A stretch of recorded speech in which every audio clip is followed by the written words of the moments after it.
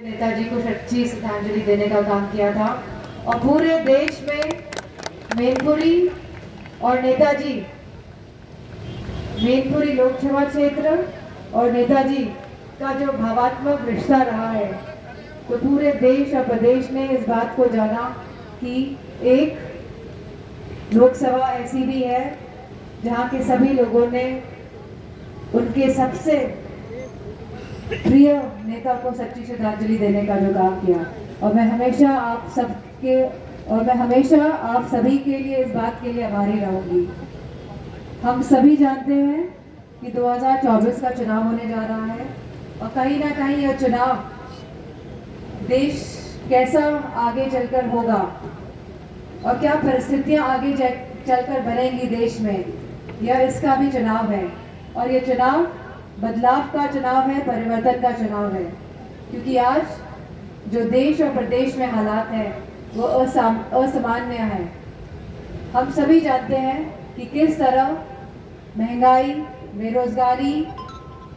किसानों की दिक्कतें और हमारे जवान भाइयों का दुख,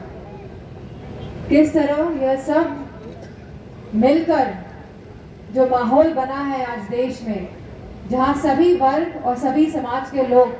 अपने आप को कहीं ना कहीं प्रताड़ित महसूस कर रहे हैं। कहीं ना कहीं दबाव की राजनीति,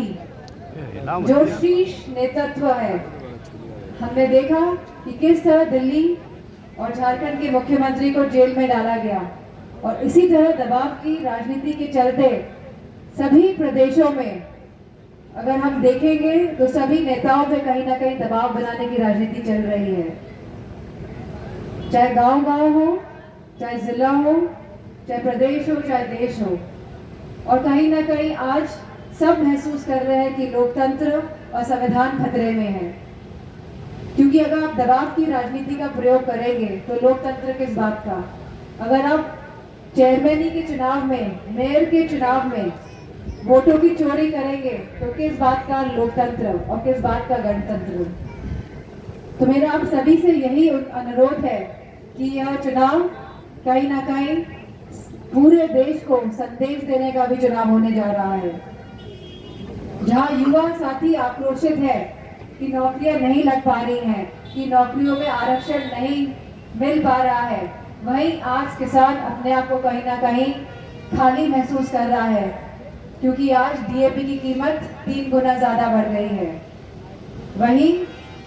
बोरी में चोरी जहाँ 5 केजी की हो रही थी, आज 10 किलो की चोरी हो रही है। और वहीं बहुत महंगी बिजली और सिंचाई। और माताओं बहनों से क्या कहेंगे, आज राशन की हालत हम सभी देख रहे हैं कि क्या राशन की हालत हो गई है। कहाँ बाजरा मिल रहा है और कहाँ 10 साल पूर्व का अगर आप आकलन करेंगे तो कहाँ आपको चीनी, चावल, गेहूं और तेल भी मिल जाता था, कड़वा तेल। और जो परिस्थितियां हैं मौजूदा, मैं समझती हूँ जहाँ सबको हक, सम्मान और न्याय मिलना चाहिए और संविधान के माध्यम से जो राजनीतिक, सामाजिक और आर्थिक हक, जिसपे सभी समाजों का हक है, जो मिलना चाहिए, आज वो नहीं मिल पा रहा है। कहीं ना कहीं दबाव की राजनीति हावी हो रही है सभी समाजों पे और सभी वर्गों पे। तो मेरा आप सभी से यही अनुरोध है कि इस लड़ाई में जो आपने पहले भी देखी थी, जो पुरानी परंपराएं थी, जिस तरह की दबाव की राजनीति का, जितने भी यहाँ पे आदरणीय बुजुर्गजन उपस्थित है और जितने भी मंच में भी आदरणीय बुजुर्गजन उपस्थित है, जो सामना किया है, वही परिस्थितियां आज फिर से उजागर है और हावी हो रही है। लेकिन हम सबको ये बात माननी होगी कि अगर हम सब एक साथ, सभी समाज लोग, चाहे कोई भी समाज का हो, एक साथ खड़े हो जाए इस लोकतंत्र की रक्षा में, इस संविधान की रक्षा में, तो कहीं ना कहीं हम सब इनको परास्त कर सकते हैं। और जसवंत नगर और किशनी में हमेशा से आपस में कंपटीशन है कि किशनी वालों के वहां जाएंगे हम तो कहते हैं किशनी ज्यादा वोटों से जिताएगी, लेकिन मुझे पूरा भरोसा है कि जसवंत नगर ज्यादा वोटों से जिताने का काम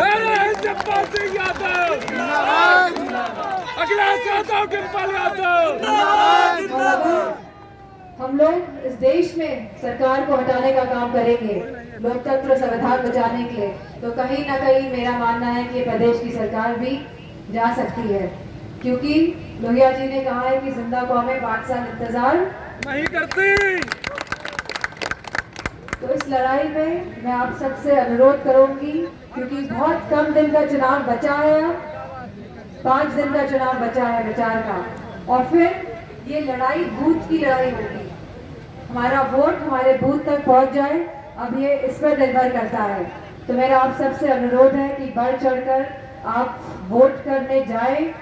और जितने भी हमारे सेक्टर में, हमारी सह सेक्टर में हमारी बूथ अध्यक्ष आज यहाँ उपस्थित है, मुझे पूरी उम्मीद है कि जिस तरह पहले आपने काम किया है लगातार पार्टी को मजबूत करने के लिए, क्योंकि सही मायने में पार्टी को मजबूत करने में आपका जो योगदान है उसके लिए सब जानते हैं कि आप सब लोग बड़ी मेहनत करते हैं